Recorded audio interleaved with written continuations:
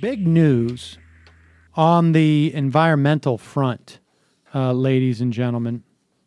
There's so much to this story that we don't know, and frankly, we will never know.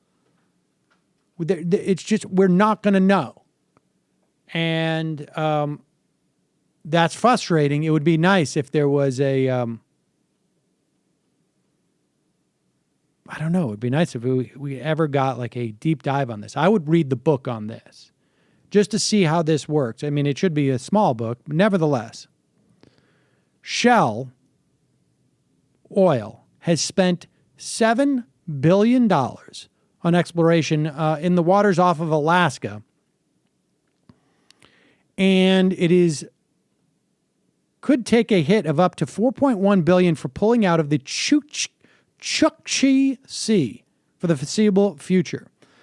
The unsuccessful campaign is Shell's second major setback in the Arctic after it interrupted exploration for 3 years in 2012 when an enormous drilling rig broke free and grounded. Shell's abandonment of Arctic drilling came just 6 weeks after the U.S. government granted the company final clearance for its campaign. So here are the questions that you have to ask yourself.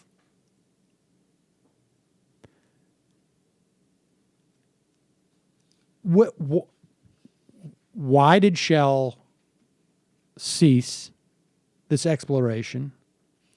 How much of it did it have to do with what environmental activists did? How much did it have to do with the price of oil?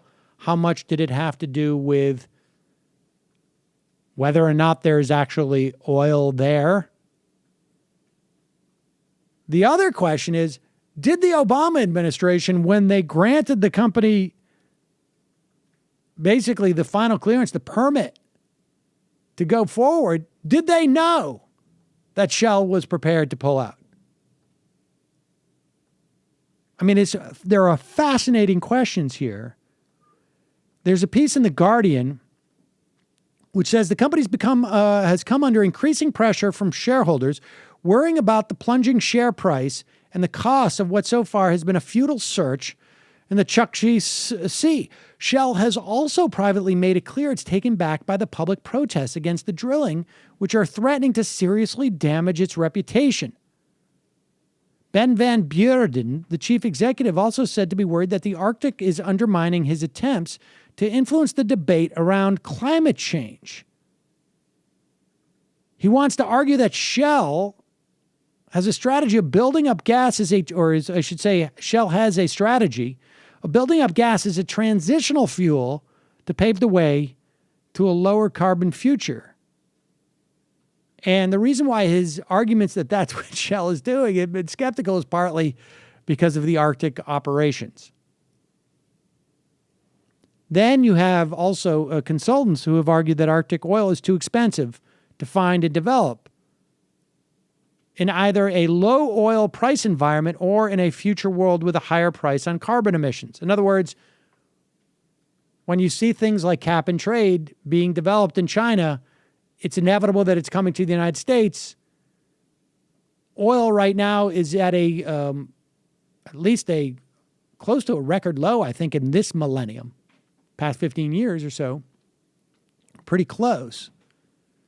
And so there's not as much room for profit. When you start to price in carbon, there also won't be as much room for profit.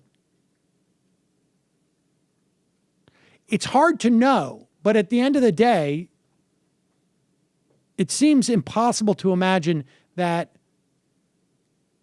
pressure exerted by activists had no influence in this decision whatsoever. That's very hard to imagine. Even if Shell is using that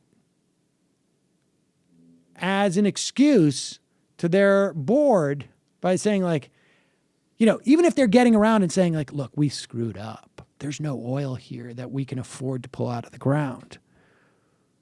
Let's just say that we're being sensitive to environmentalist pressure and that we have a broader business strategy in which we can't afford to have this environmental